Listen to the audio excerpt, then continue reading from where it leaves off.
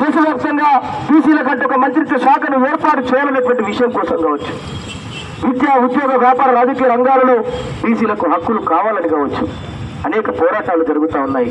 ఆ పోరాటానికి బీసీలమంతా సంఘటితం కావాల్సినటువంటి అవసరం ఉన్నది. పోరాడంది బీసీలను ఈ ప్రభుత్వాలు, ఏ రాజకీయ పార్టీ కూడా పట్టించుకోవడం లేదు. బీసీలుగా మనం తెలంగాణ రాష్ట్ర సాధన కోసం 1300 మంది అమరులైతే ఆ అమరుల త్యాగాల ఫలితం మీద ఏర్పడేటువంటి తెలంగాణ రాష్ట్రంలో చనిపోయినోళ్ళు, సమిధులైనోళ్ళు, మనోళ్ళు, రాజులైనోళ్ళు, ఉన్నత వర్గాల వారు. ఈ దేశ స్వతంత్రం కోసం మన తాతలు అనేక పోరాటాలు చేస్తే బీసీ బిడ్డలు సమిధులైతే ఇవాళ స్వతంత్ర భారతదేశంలో హక్కులకు దూరంగా ఉండి అణిచివేతపోతుంది బీసీ సమాజం. అంతేందుకు ఇవాళ ఈ దేశానికి విద్యను అందించడానికి భార్య భర్తలు ఇద్దరు త్యాగం చేసి పిల్లలు పుడితే మేము స్వార్థం వస్తుందని చెట్టు రసం తాగి ఇవాళ శూద్రులందరికీ విద్యను అందించినటువంటి మహాత్మా జ్యోతిబా ఫులే విగ్రహాన్ని మంచిర్యాలలో ఏర్పాటు చేసుకుంటే తీసేసినటువంటి దొంగ కొడుకుల కోసం కూడా మనం పోరాటం చేయాల్సినటువంటి అవసరం వస్తుంది. మా యొక్క ఆత్మగౌరవ జీవనం, బీసీల యొక్క ఆత్మగౌరవ జీవనం, బీసీల యొక్క స్ఫూర్తి ప్రదాత విగ్రహాన్ని పెట్టుకున్నటువంటి హక్కు మంచిర్యాల జిల్లాలో బీసీలకు లేదా అని సందర్భంగా నేను ప్రశ్నిస్తా ఉన్నా. దేశంలో పోరాటం చేయాలి హక్కుల కోసం, రాష్ట్రంలో పోరాటం చేయాలి హక్కుల కోసం.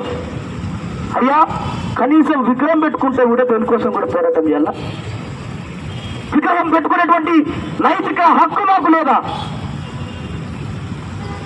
ఏదైతే పాలకులు ఇక్కడ బీసీలను వంచిస్తున్నటువంటి దాన్ని ప్రతి ఒక్కరం కూడా చీము, నెత్తురు, ఉడుకు రక్తంతో మనమంతా కూడా దాని విషయంలో ఆలోచన చేయాలి. బీసీల హక్కుల కోసం మంచిర్యాల జిల్లాలో గతంలో అనేకమైనటువంటి ట్రైనింగ్ క్లాసులు జరిగినాయి. ఈ రాష్ట్రానికే బీసీలకు ఆదర్శంగా ఉన్నది మంచిర్యాల గడ్డ. కానీ మంచిర్యాల గడ్డ ఉన్నటువంటి బీసీలకు అవమానాలు ఎదురవుతా ఉన్నాయంటే మనం చూస్తూ ఊరుకుందామా?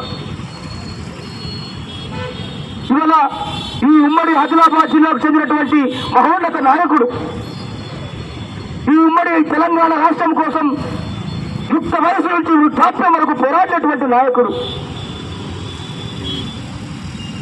మంత్రి పదవిని తృణప్రాయంగా వదిలేసినటువంటి నాయకుడు కొండా లక్ష్మణ్ బాపూజీ గారి పేరును మంచిర్యాల జిల్లాకి ఎందుకు పెట్టకూడదని అడుగుతా ఉన్నాయి ఈ సందర్భంగా.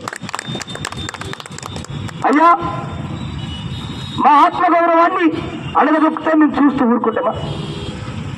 మా హక్కుల సాధన కోసం పోరాటాలు ఎట్లయితే తెగించి కొట్లాడుతూ ఉన్నామో, మా ప్రాణం పోతే పోని బీసీల హక్కుల